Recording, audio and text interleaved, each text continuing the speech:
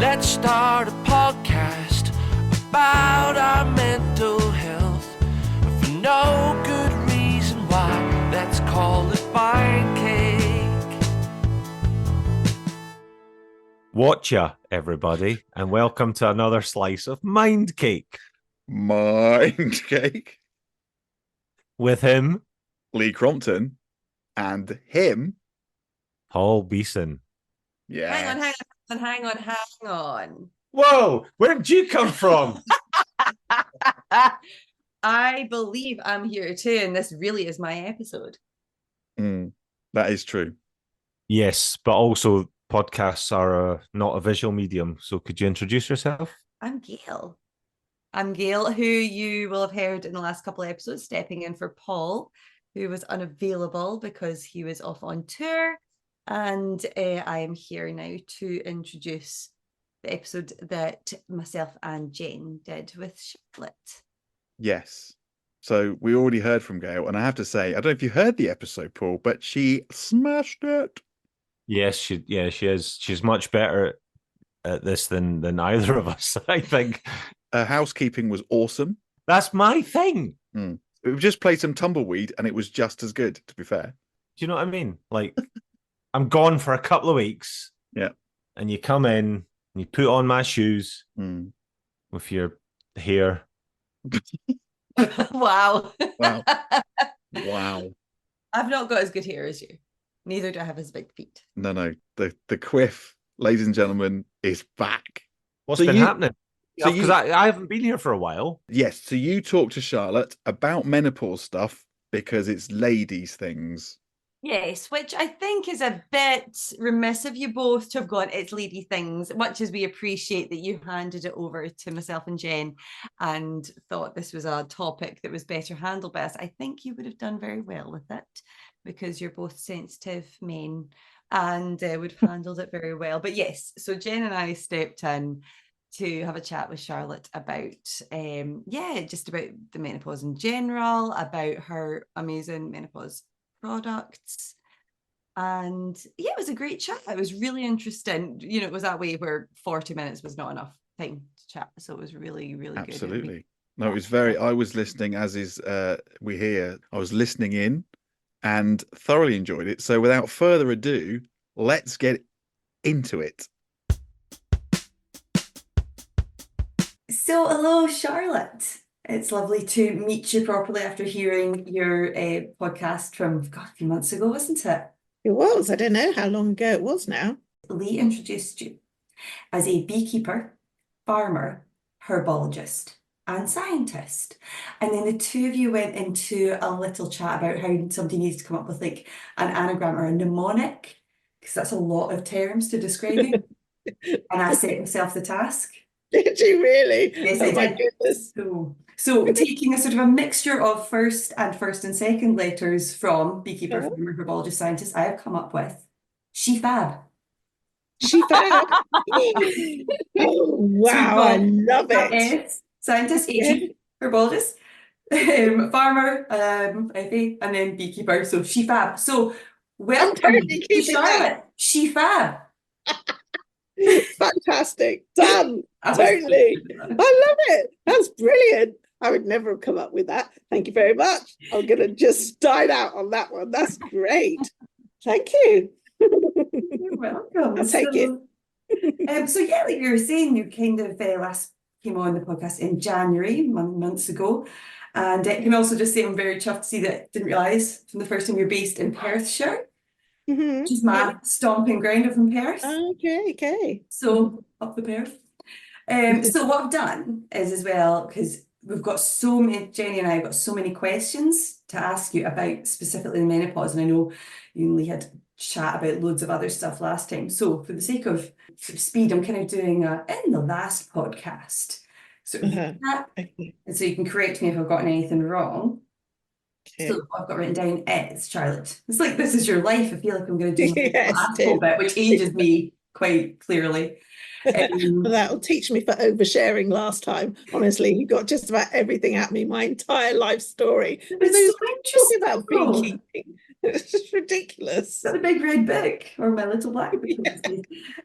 So the wee sum up I've got is you started in pharmaceuticals, and then you discovered that sort of diet basically treats what drugs can treat, and so many pharmaceuticals were derived from plants. So then you started to work towards that, and now you farm your own super healthy herb grazed meat, which I'm very excited to try. You also talked about your work with sort of beehives, and how the aerosols from beehives help to treat respiratory conditions and PTSD. I'm looking at these notes going, I'm condensing so much chat into some tiny little bullet points. So that's a very tiny potted history. Am I hitting the right territory? Yeah, totally. Yeah, we covered just about all bases. Yep. But we are here to talk about the big M, the menopause, and that you're the founder, if I believe, of the UK's first menopause food range business, MENA. Yes, that's right. So yeah, it was really exciting when I was doing my little bit of research. So back in March, you were in the Scotsman. Yeah, I've been in the Scotsman, and I've been in a few newspapers since, and a few magazine articles and things like that. I mean, it's great. There's lots of chat about menopause at the moment. Everyone's a bit more aware of it, but there's still so much that we don't know, myself included, because I am a 50-year-old woman and Exhibit A for the purposes of all podcasts and articles at the minute. And I didn't know anything. I was just like, wow, how do I not know this? So the reason I started the food side of things, I mean, I totally believe anyway that diet has the capacity to either kill or cure you. It's, what you put in is what you get out. It's all chemicals and it all does a job. So you've just got to make sure you're putting the right ones in. Otherwise they can't, your body can't stay healthy. But I didn't realize that menopause is another one of those things, another one of those states that is perfectly manageable with diet. And it was a chance conversation with my friend in Japan, who was living in Japan at the time.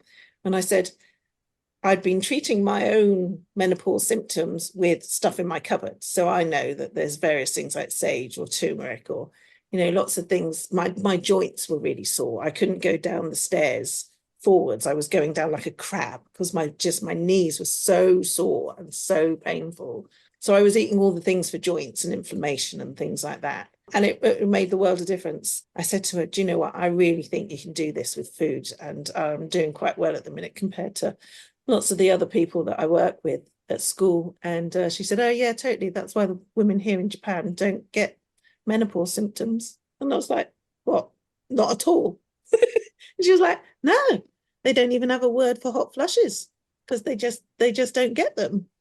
And I'm just like, what? And she said, yeah, but they eat so many plant estrogens in lots of the soya-based food that they have, like tofu, tempeh, miso, all those foods, and fresh veggies a lot of the time, that they're all very high in plant estrogens. And plant estrogens do exactly the same job as biological estrogen. It goes to the same receptor sites in the body. So if you're lacking in your biological estrogen, plant estrogen just slots straight in there, and you don't get all the symptoms for a lack of estrogen.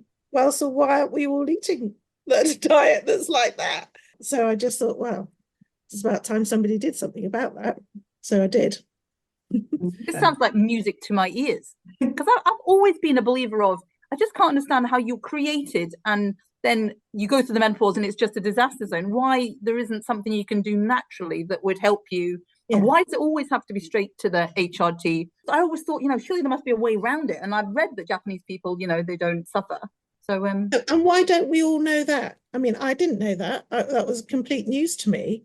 That there is a whole nation of 65 million women. Like, if you want to do a medical study, 65 million is a pretty good number, And yeah, we don't know about it. It's not common knowledge. So it just seemed ridiculous to me that somebody wasn't doing something about it. And we probably have got plants in this country that would do the job, but we just don't have that herb law knowledge anymore. It's not part and parcel of what we do anymore. We don't eat out of the hedgerows anymore. We don't eat from the woods and the roots and the berries and stuff that would be beneficial to us. I don't know what they are. I mean, flax grows in this country and that's really high in plant estrogens, but soya doesn't. So you know, that there will be plants here. We just have lost the knowledge to know that's what it does. But it is clearly perfectly achievable through diet. And I think there's 75% of us who would prefer not to take HRT when it comes to menopause, which is a huge number. You know, everyone wants to avoid it if it's at all possible, myself included. And there is a perfectly manageable way of doing that just by eating the right foods. So women in Japan eat about 50 milligrams a day. And I think 40 milligrams is considered a therapeutic dose of plant estrogens. In this country, we eat 2 milligrams a day. Wow. So that's why there's this huge discrepancy in our menopause journeys. And that's what's making the difference. So interesting. There's just not enough discussion. Maybe it's interesting. Hopefully this very podcast will prompt a bit more discussion about this kind of thing, because for me, it all started with Davina McCall.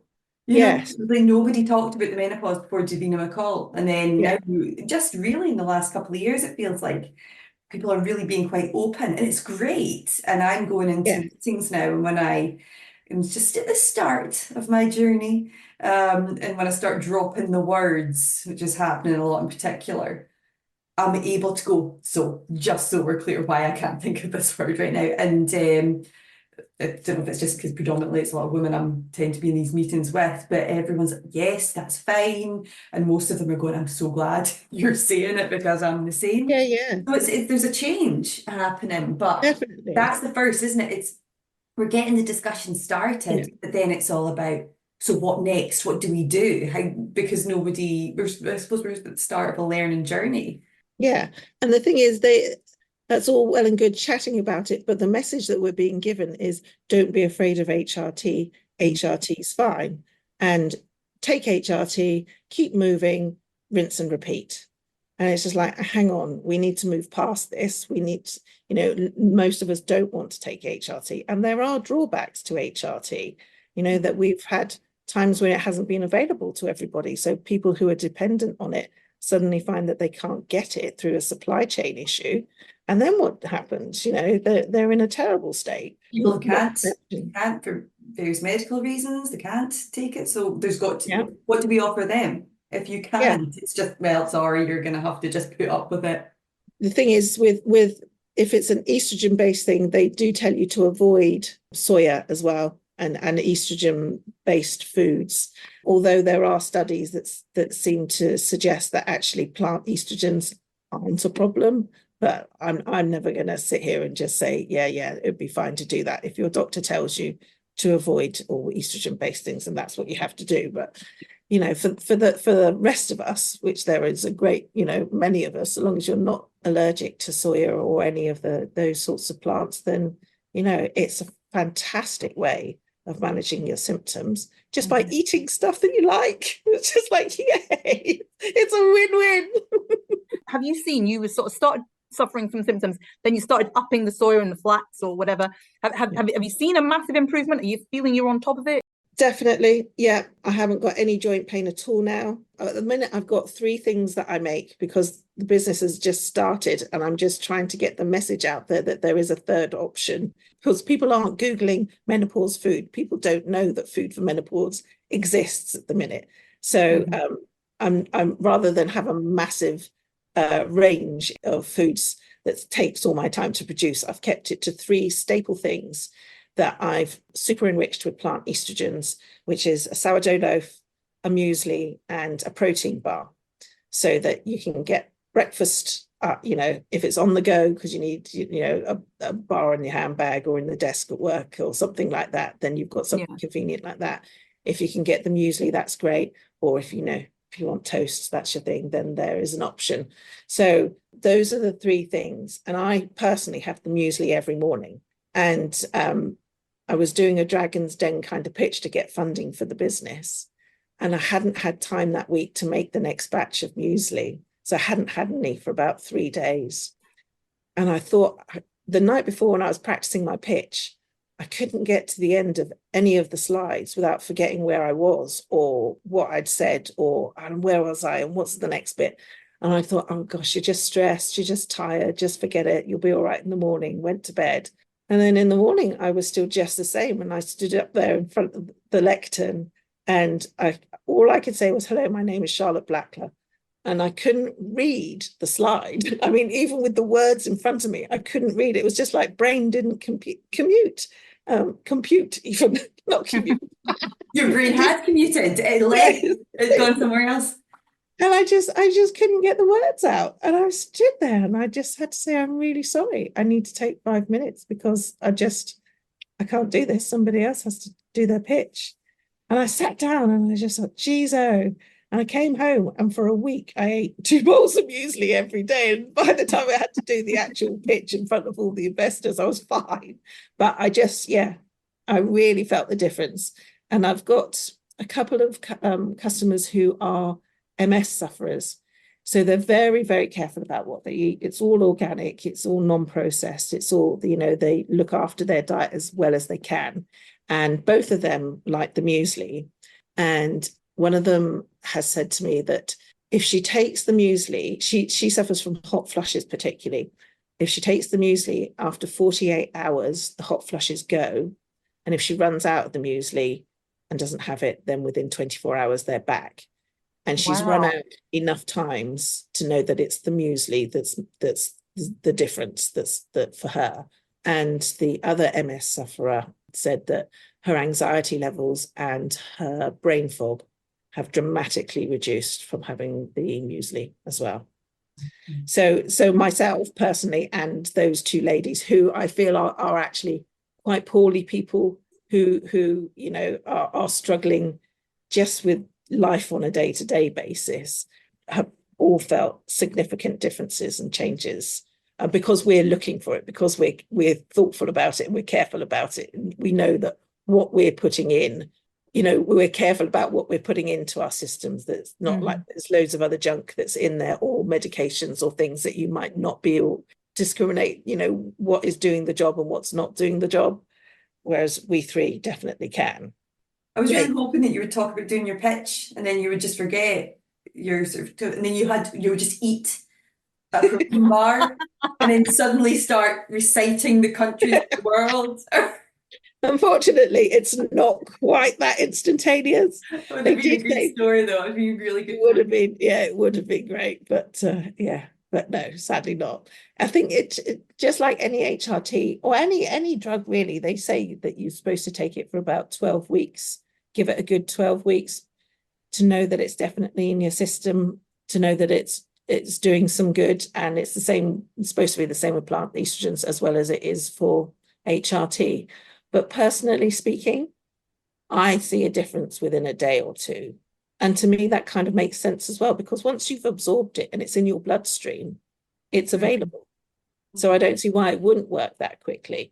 But, all the papers that you read will say, it takes a good 12 weeks before you see a difference. I'm thinking, well, I'm not sure about that. But yeah. I see that about a lot of things. Got a friend who went on HRT and she's noticed the difference almost immediately. That was, not making the comparison, but in terms of everyone's different, I suppose they've got to err on the side of caution. Yeah. I think it's a very modern thing, isn't it? It's like, fix me now, especially when you're in the thick of something like the menopause. From what I understand, like I say, it's not, touch wood, gotten its claws into me too badly so far, but people that I know, they've had some pretty horrible times on it, sort of from that anger to anxiety to the night sweats to the hot flushes. And I was reading about a woman who, I've been hearing more and more of these stories, who quit her job when she was in her early 50s because she thought she had dementia. She thought she had early onset dementia. Yes. That's how bad her menopause symptoms were. Yeah. So, I think it's very easy to be glib, because, it's a fun, we're having a nice chat. It's very easy to be glib and to sort of still be a little bit dismissive of what menopause really is and what it can be. And it can be, absolutely. I'm on a learning journey myself, going, holy God, this is, and it's scary.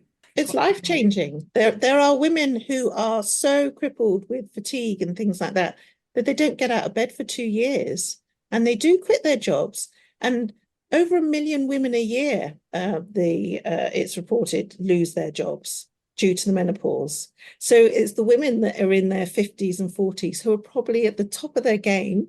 They've career women who've worked hard to get to those positions, get to this time of life, and they simply cannot cope with the pressure and having to remember things and having that capacity to keep all those balls in the air, because you're just not functioning mentally. You just can't do it. And they end up just saying, I just can't do this job anymore. And they lose their entire careers. And it's all completely preventable.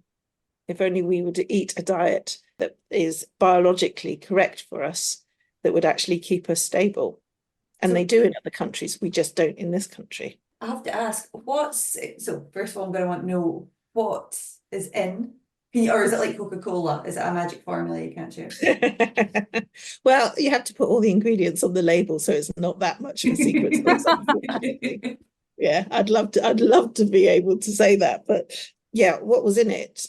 I was actually just going to tell you about some statistics actually that just popped into my head before I say that. Like 1 million women lose their entire careers. 1 in 4 women have what would be called debilitating mental or physical illness. 1 in 50 have to take time off work. But like, there are serious things that happen to a lot of us, to the majority of us who are going through the menopause. And like I said, 1 million women end up losing their entire careers. It's such a difficult thing for women as well, because there's still that the inequality, this sort of, yes, there's the misogyny that makes you very protective about your career, because you've maybe had to fight to keep where you are, and so you're not wanting to show any weakness. I was reading the other day, I was talking about organizations and what they offer. Companies are starting to switch on to offer something a bit more for women with the menopause. And one, I'm not going to name who this organization was, mostly because I can't remember, but apparently they created a menopause pack for their female employees, which consisted of a fan, a packet of tissues, and a jelly baby in case you want to bite someone's head off. Oh, Yeah, I don't believe that went down very well. oh my Lord. Bless them for trying. Again, it's that perception of what it is. Oh, you just get a bit shouty and a bit hot and a bit loopy. Wow. And it's not reflected at all in the horrifying statistics that you're talking about here. Yeah. Bless them. Yeah, I do wonder whether, I don't know whether I'm just more susceptible to hearing about menopause now because I'm of the age of menopause. So I feel it's everywhere I look. We've got a policy at work on it. I've got millions of friends talk about it. I just went to Norway with 2 of my friends, and at least a whole day was devoted to chatting about menopause. And I said I was going to do this. They're like, oh, I know all the answers. And I don't know whether that's because we're talking more about it now, or because I'm more susceptible to hearing about it because I'm, of that age. Do you think it's more about? 100%. Yeah. Because I've been taste testing. I work in a school, so all my products have been taste tested in the staff room by the men as well as the ladies, and they're all very aware of it now. And they all, the boys are just, they're not taking the mick quite as much as they might have done. There's the odd comment, am I going to grow boobs if I eat this protein bar? And it's just like, yeah, you should be so lucky. But no, generally speaking, they're all much more au fait with what the potential fallout. And lots of their wives, of course, are beginning to experience it. So they're hearing about it at home a bit more as well. Everyone's definitely talking about it more, which is no bad thing. But we do need to sort of like take it to the next level where we look forward to it. That's what I really want. In Japan, they look forward to the menopause because it's a time of liberation. It's the end of the monthly miseries. And it's another chapter in your life where actually you're wise, you're free, and it's celebrated. And we're all sat here just thinking, I can't bear this. It's going to be awful. I'm dreading it. Say I can't go to work, say I can't do this, say I can't do that. And we're all doom. And I'm just like, no, come on. We need to change the narrative on this. We need to actually be looking forward to it because we can manage it. We can do it. It's fine. Do you think a positive mental attitude helps towards the process? Do you think that is a factor if you approach it with joy and glee and you've changed your narrative in your head? Do you think it's got any impact, or do you think it's just down to the estrogen? Placebo accounts for 12% of success rates of any drug. So even if 12% of us will ourselves to having a happy menopause, that's 12% more than we You're currently 12% there already. Well, I'm Yeah, 12% there because I'm going to glide through this. So then I'll start eating the muesli. I'll just be coasting right through.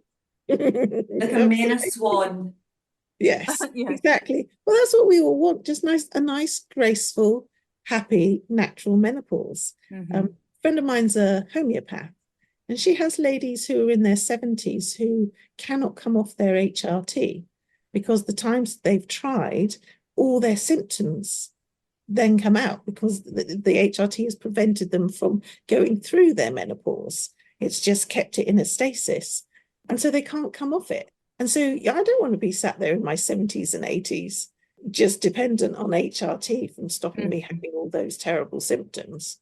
I want to go through my menopause. I want it out the way. I want it done and dusted. And I just want that to be a graceful, happy, joyous thing rather than dreading it or preventing it. It is achievable, definitely. I was having a conversation with somebody at the weekend, like you say, Jenny, just everyone's talking about it.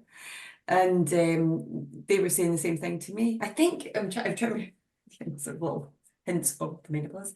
Can't remember if this is one of the many articles that was in the Guardian last week. It's like, I don't know if it's just been menopause week, but they've had loads. So I've been reading all of those. And then I was also having this conversation with Nicola, who was on the podcast a couple of weeks ago, who's the hypnotherapist. And whether it was Nicola, because we had a very interesting chat as well, or the article, or a bit of both. But it was that same narrative that was coming out, was that in other cultures, in other places, it's a celebration. It's not, it's nothing to fear. And it's actually, you know, women are respected for the wisdom they have gained, because that the menopause symptom of you are now at your most wisdomless state. And of course, there's that culture of in other countries where the elderly are a bit more revered. Yes. Still in Britain, sometimes it's a bit of a, you're old and therefore you're a bit, just get out of the way, I'm not really sure. Yeah, a bit of a burden. You pop over there and be quiet and let us things get on with our time. It's the culture of youth is celebrated, which is another reason why women fear the menopause, because it's like, oh, now I am old, and because I am old, even though you're not, now I am old, that means I am now past it and invisible and redundant. It's a difficult feeling. I think that comes at an age anyway, regardless of the sort of the hormonal, emotional upheaval that comes from the actual menopause itself. I think it can't be. Maybe it's just me. I don't know if it's just me, but I certainly find since I've kind of gone to my 40s, I'm pulling at my face a lot more and seeing the signs of age and feeling older. Gail, I have no idea how old you are. But on this podcast, bearing in mind I've never met you, you look about 25. I've got a filter on. No, thank you. Well, yes, it's I can see myself.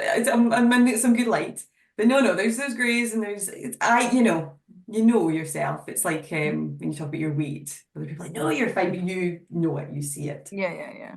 And you feel it, and even if it's not real, even if it's, you are imagining it and you're sort of seeing things that other people can't see, the fact is you're seeing them and it does impact on your mental health. And then we're trying to approach something like the menopause in a positive light. And I think that's where the conversation that everyone's having is good, because it's all about shoring each other up. Again, two friends I spoke to a couple of weekends ago, and they were getting a bit down about the greys and the wrinkles and all these things. And I said, you know what, we really should stop that kind of conversation, because it's not getting any better from here on out. Yes, and we're going to be looking back in a few years at how we look now and going, oh, it was stunning. Great. Yeah, well, that's always the way, isn't it? I've recently renewed my passport literally this week. So you do that every 10 years. And from 10 year to 10 year to 10 year, you're just like, holy crap, I was fantastic then. It's just like, and at the time, I was just like, oh, whatever. And now I'm looking at it going, gosh, I wish I'd made more of that 20 years ago, because I didn't appreciate it at all.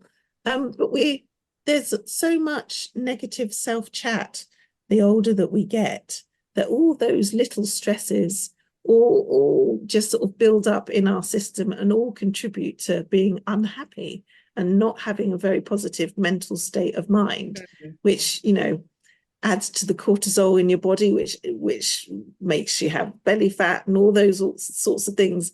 And your psychology becomes your biology really, really easily. And I worked in a cancer hospice as a therapist for a bit, and there was a definite correlation between the mental attitude of the patients and how they fared with their chemo, with their pain, and with their final outcomes.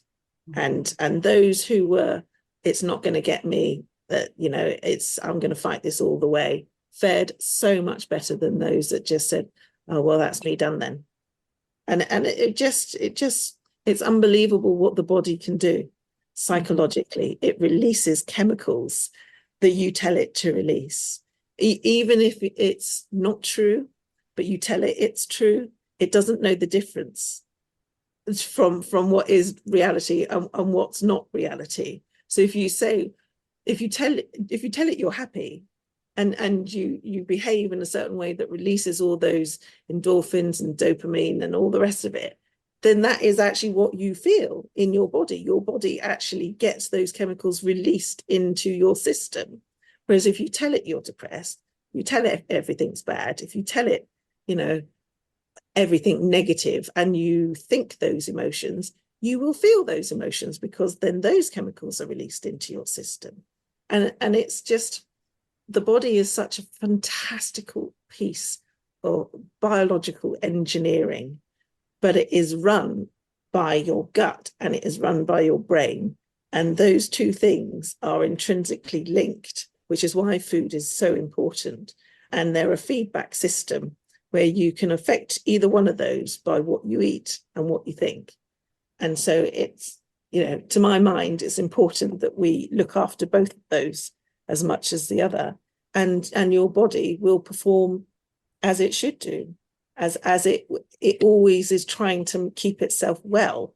It's set up with some fantastic feedback systems. So if something's a bit low, something else will chip in and boost something else somewhere else. And, you know, it's got these feedback systems where it counterbalances all the time for lack or an over, you know, of one thing or another.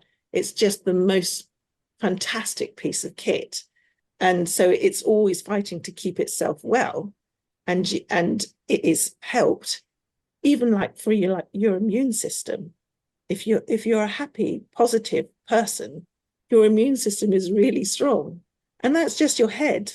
That's not anything that you're putting into your body. That is just, you know, because you laugh a lot, or because, you know, you look at flowers and you appreciate what's around you and outside you, and the love of your children and your family and all the other things. And if you feel that gratitude and you feel all those real positive things in your life, I mean, you think about it, we've got the best that life has probably ever been, ever, in terms of humanity, in terms of hygiene and things like that. Like 100 years ago, they didn't even have hot showers. You know, that we take things for granted that are just basics to us now. But we were washing our clothes in a river not too long ago.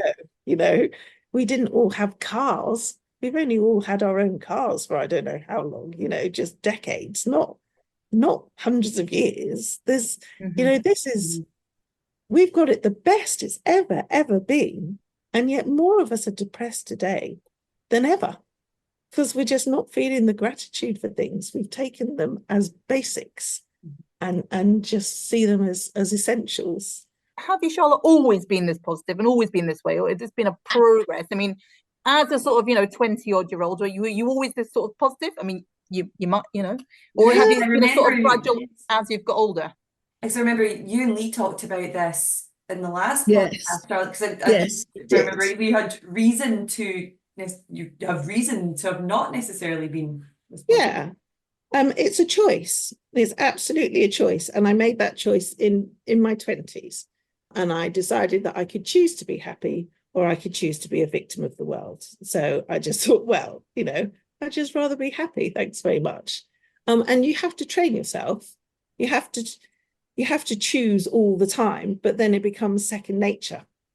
And I am a human being. There are times when I'm super grumpy and times when I'm really super cross because I am hormonal and I don't get my muesli every day as much as I'd like. Yeah, and I do get stressed. I'm juggling quite a lot of stuff at the moment, you know, trying to get a little business off the ground from my kitchen table that I hope would help literally millions and millions of women in this country. And it's quite an undertaking to try and get that out to the world and let them know it's there. But, you know, at the end of the day, I'm just very grateful for everything. And I could have chosen not to go down that path. But yeah, it's no, I think children come out essentially happy little balls of things, don't they? And it's what their parents put into them and their environment that just shapes those. Nobody comes out bad, nobody comes out rotten or negative.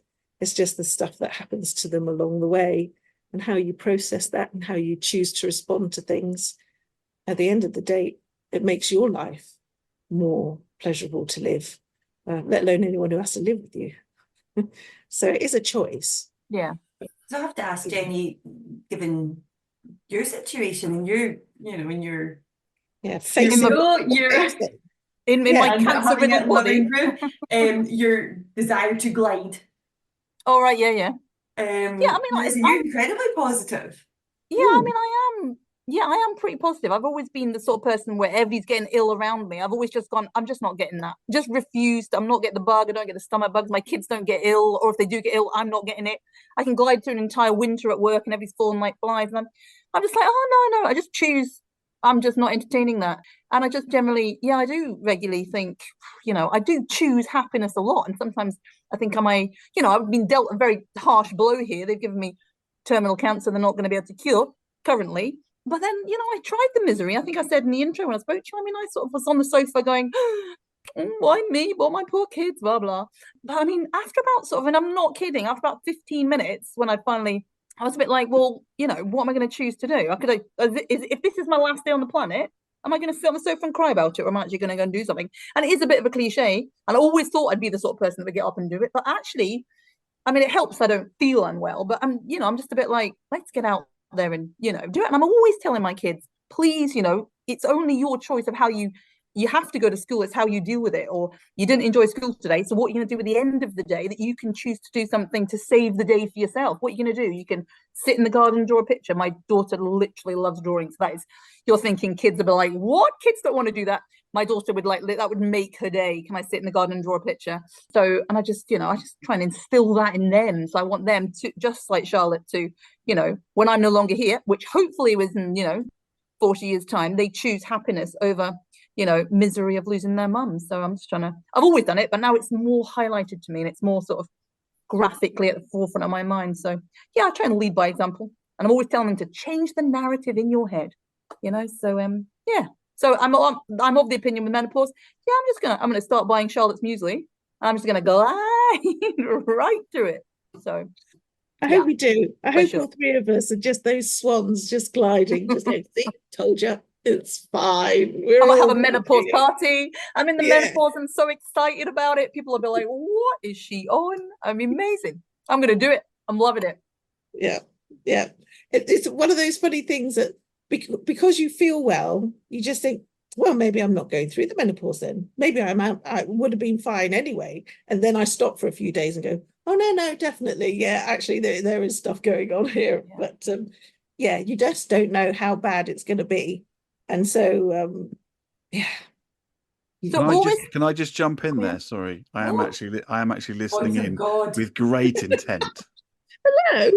Hello. It's disembodied voice. No, I've been sat reclining in my chair listening, and I just want to tell a little story about Jenny. That when I was diagnosed and I was wanted to do a charity, well, it's a triathlon, but instead of the swim, it was a paddleboard, and I was learning to paddleboard. And this was a time when people didn't really want to make eye contact with you, let alone strike up a conversation, because what do you say to the cancer patient? And I was out one night, if you remember, Jenny, I was out one night in Loch Lomond, and this guy had given up his time very nice guy, had given up his time to teach me to paddleboard. And we just come in and we were just packing up the car. And Jenny, I thought, I didn't have my glasses and I thought, that looks a bit like Jenny, I'm not sure. And she came bowling over, as bold as brass, and said, "Oh, all right, Lee, you're not dead yet then." And that for me, I'm going to take that as a positive, because I'm like, thank you. That's just, do you know what I mean? Just talk to me like I'm a human being. Don't, oh, it must be terrible, and you know, and nod your head or whatever. So no, I was just listening, just chuckling to myself that yes, Jenny has always been like that. Very positive and just matter of fact, and just got on with it. And I'm going to mute myself now. You can carry on, but I'm loving it. I'm loving the chat, girls. Thanks, God. Back up in your I know there was no picture with that either, so it's just a voice. No, I'm just speaking from the chasm. So, Charlotte, besides obviously the muesli that I'm going to be stockpiling and putting you out of business with, is there sort of one other thing that anybody else can do? Is it just one sort of piece of advice, or for their relatives, or for your husbands or boyfriends or partners, or from a menopause point of view, or a general health point of view? Well, I mean, menopause, because that's probably what we're supposed to be doing. But you can throw in general health as well.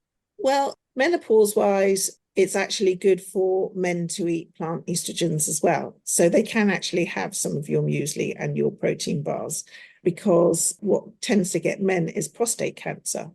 80% of men on autopsy after death have got prostate cancer in one shape or another, which is an enormous amount. I mean, you can live quite happily with prostate cancer if it stays encapsulated. It's only if it doesn't that there's a problem. And plant estrogens appear to be protective against prostate cancers. They also appear to be protective against breast cancers. If you haven't had it already, if you haven't had an estrogen dependent one, then that's another good reason for having it. And if you are past menopause, it's still really valuable to have some sort of estrogen in your body, because your risk of cardiovascular disease and osteoporosis go through the roof. But again, having some sort of estrogen in your body is protective against those two particular diseases. So it's good for you if you're postmenopausal and premenopausal as well. We should all be having plant estrogens in our diet. We should have a diet. Our Western diet doesn't have them, and we should just have them in our diet. We should have more fresh veggies. We should have more seeds, more nuts, and more of those things that are high plant estrogen content, because once you've fallen off the menopause cliff, it's much harder to get up from the bottom of the cliff than if you had them in your diet anyway, and you just stayed with your hormones in balance and in check for that whole period. So valuable to just start whenever you can. Yeah. And you can't eat too much of them. That as far as I'm aware, I mean, they haven't done any studies that to say there's a toxic level of plant estrogens, because it's food. It's like, it's tofu. I mean, you'd have to eat an elephant-sized piece of tofu for it to be not so good for you. You can't eat as much as you would have to eat for it to be bad. It's normal dietary levels. It's not supercharged in any way. It's just choosing those foods that have them in it, rather than foods that, like potatoes and things that just don't have them in them. You choose a different alternative. So from that point of view, but as a general thing, I'm a big fan of a green smoothie. I have an autoimmune disease as well that's hereditary from my father's side of the family. And I have to have liver checks, because the steroids that I take on a daily basis can cause liver tumors. And I've had a liver tumor that's been about 2 centimeters for years and years and years. And it's fine, because it's just stayed at 2 centimeters. So they're not worried about it. It's just there. It's just in the liver, and we check it every 6 months. I started having green smoothies, and the green smoothie that I make has got all the vitamins and minerals that you need in it for like the whole day. And then you can eat chips for the rest of the day if you so choose. But you've had a green smoothie that's got it all in a one, and then everything else is a bonus. That's the worst news I've ever heard, because smoothies are my bit noir. I'm hoping Charlotte's giving us a list of this smoothie, and I'm about to have it tomorrow morning. What actually goes in the green smoothie? Are we talking what? Spinach, avocados, apples? Yeah, exactly that. Remember, so celery, spinach, avocados. I put an apple in for a bit of sweetness. I put ginger in and I put mint in just because that makes a nice flavour. What's the other thing? Cucumber. Cucumber's the other big thing. I'll send it to you, ladies. Do. There's a That couple of sounds acceptable. I've got a thing about fruit, which is A good thing or a bad thing? It's my one weird eating thing. I try to be a very good eater and I eat most stuff, but I've got a thing about fruit. So as soon as someone talks about a smoothie, it's my worst nightmare. Smoothies and fruit salads give me the absolute fear. But that's mostly veggie, and I'm good with my veggies. So It is, and you can make it as sweet or as savoury as you like. So I've been putting turmeric in mine just for my joint side of things. And I just put things, you can add stuff in it that's going to be beneficial to it. And it's pretty much disguised by the general flavour. And it's not unpleasant. It doesn't taste green. It tastes quite sweet. I put black grapes in it as well because the skins in black grapes have got some fantastic properties as well. And my point was sorry, this is what happens. Just go off on a tangent. I was taking those green smoothies, and just because I loved them, and I went for my last liver scan, and they were just like, "Oh, we can't see the tumour. No. Well, maybe we can't see it. Right, I'm going to have to refer to the consultant." And then I got a letter saying, "Tumour's gone." And it's like, they don't just go, "We're not sure what's happened." And I'm sat there going, "It's the green smoothie." I know it is. And I told my friend at work, and I said, "My liver tumour's gone." She went, "Oh, that'll be the green smoothies." I was like, "That's what I said to the radiographer." And she just looked at me like I was weird. And she was like, "Bet it is." I was like, "I bet it is too." This is a great story. A medical marvel. That's what you want to be. Yeah. So if that, my point about, if you give your body all the nutrients it needs, then it will do the job that it needs to do to keep you well. And if that is actually, destroying cells that aren't particularly beneficial to you, then your immune system is strong enough and well enough to do that, and it will keep you well. But we've got to give them those nutrients in the first place. You should. So, Charlotte, have you got a book? No. No. Oh, I know you're quite busy, but I feel like that should be your next job. I feel a bit like, I'm hoping this is recorded. I feel like I can get this all back, but I feel like, why is this not written down? I want to come back in 5 years' time and tell you my incurable cancer is being cured by a green smoothie and a bunch of plant estrogen. And I've just, I've been the first person to just, eat my way out of it. I actually think we should, Lee's, who's Lee, the voice of God, who's listening, I actually think this is something we should build into the socials, is kind of report back, and we could keep a steady report. Because yes, first thing, going to be buying some music. Oh, now I do have a question about that specifically that I'll come back to. But yeah, absolutely, I think we should be tracking our journeys with it, because I don't feel great at the moment, and I'm eating not very well, and we're both very busy, and we're eating a lot of not junk food as such, but we're not eating brilliantly, and I do feel the sluggishness. I'm feeling the treacle in my lung. Yeah. I'm so sorry, that's disgusting. Now, because I'm looking at the time chart, but I do want to ask really quickly, if you've got dietary requirements. I've got a sister-in-law who's just a couple of years older than me, and she's celiac, and I'm curious as to how that, are your sort of amazing sounding muesli and protein bars and bread, are they suitable for celiac? And if not, what can people like that who've got these kind of requirements do? So they are gluten-free. There you go, that's easy answer. Yeah. And with celiac patients, you have to have a kitchen that is gluten-free to bake them in. And I don't call them gluten-free because the bakery where the bread is baked isn't a gluten-free bakery. So we couldn't call it that. But it is a sourdough, but she'll be celiac, so she still shouldn't have it. But I'm finding that lots of my folk who eat it, who are gluten intolerant, can manage it, because the sourdough breaks down a lot of the gluten just in the fermentation process, and we soak the seeds and things as well. So you can eat it if you're kind of gluten intolerant, but if you're celiac, that's a different matter altogether, because that just the smallest amount set you off. It's the same with the bars and the muesli.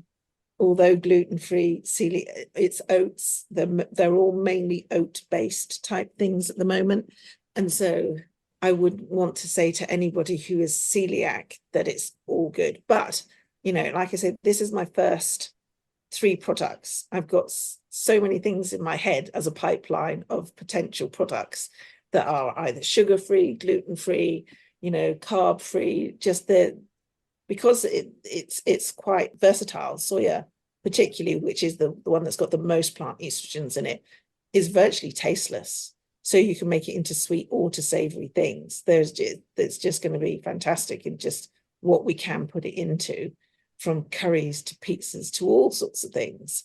So I will try and accommodate everybody who wants to embrace this and have it in their diet somewhere along the line. Just give me some time. No, and thank you for already catering towards so many of us. I think it sounds amazing. I'm so excited to try it. Now, the voice of God is frantically tapping away on the chat. He's asking some very practical questions about your website, whether we can order off your website, UK delivery, these kinds of things. Can you tell us about Yes, absolutely. So there is a website. It's www.mena-pause.com.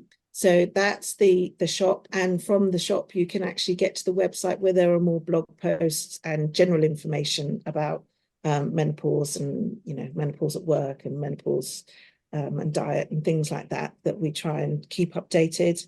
At the minute, there's a special offer because it's new, and I just want as many ladies as possible who want to try it.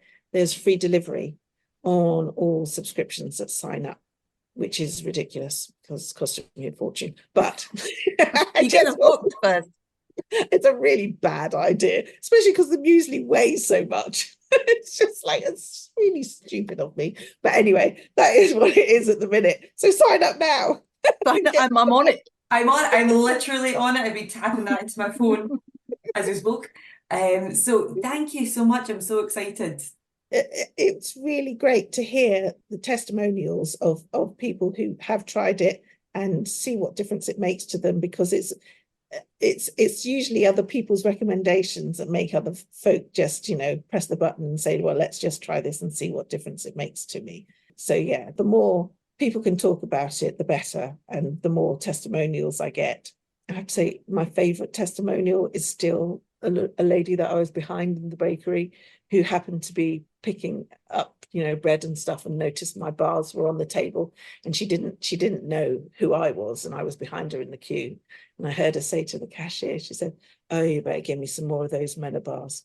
My kids have started saying, Mummy, you're so much nicer when you eat those bars. Oh, that's amazing. And can I just say, I don't think there's a better line to leave. Thank you so much, Charlotte. It's lovely to meet you.